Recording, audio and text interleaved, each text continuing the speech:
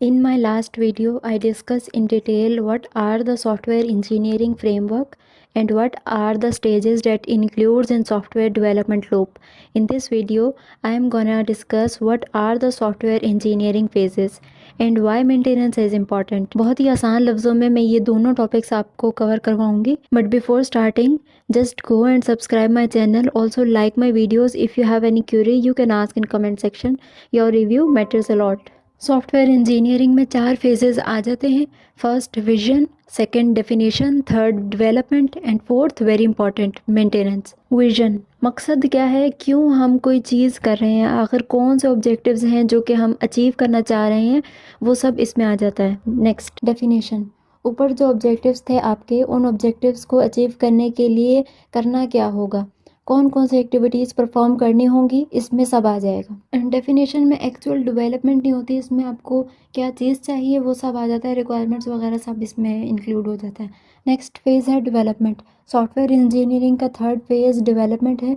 इसमें क्या होता है कि सिस्टम का डिज़ाइन क्या होगा, किस तरह कोई सिस्टम बनाया जाएगा, कौन सी लैंग्वेज कोडिंग की बैकएंड पर इस्तेमाल होगी, फ्रंट एंड डेटाबेस सब इसमें आ जाता है. और टेस्टिंग भी इसी में आ जाती है. इंटीग्रेशन जो हम यूनिट टेस्टिंग करते हैं और इंटीग्रेशन टेस्टिंग सब इसमें, जो भी डेवलपमेंट का जितना भी काम है वो इस फेज़ में आ जाएगा.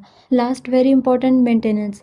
इसको इम्पॉर्टेंट मैं क्यों कह रही हूँ वो भी वजह मैं बताऊँगी. होता क्या है इसमें सिस्टम में जितनी भी चेंजेस होती हैं वो सब कंट्रोल की जाती हैं. चेंजेस से मुराद या तो कोई इन्हांसमेंट करना हो या कोई डिफेक्ट रिमूव करना. इन्हांसमेंट यानी कि किसी फीचर, जो कि फीचर अच्छा परफॉर्म कर रहा है लेकिन आप उसमें न्यू फंक्शनैलिटी, कोई फीचर नया ऐड करना चाह रहे हैं तो इम्प्रूव करना है, उसको कहते हैं इन्हांसमेंट.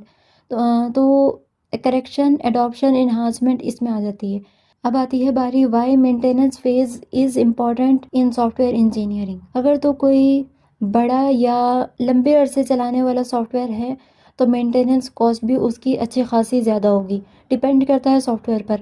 अक्सर सॉफ्टवेयर बनने में उसकी कॉस्ट कम होती है, लेकिन अगर बाद मेंटेनेंस किया है तो 4 गुना कॉस्ट भी उसकी लग सकती है. यानी मेंटेनेंस कॉस्ट मैटर अलॉट. मिसाल इसकी एवियोनिक सिस्टम का बताया गया कि उसकी कॉस्ट $30 पर लाइन थी. यानी एक लाइन की जो कॉस्ट थी वो $30 पड़ रही थी, लेकिन मेंटेनेंस कॉस्ट उसकी 4000 यानी कि $4000 पर इंस्ट्रक्शन. तो इतनी ज़्यादा मैटर करती है maintenance cost. This is why maintenance phase is very important in software engineering phase. That's all for now. अगर तो ये वीडियो आपको पसंद आई तो जाते जाते लाइक बटन पर प्रेस करना ना भूलिएगा. Thank you. अल्लाह हाफिज़.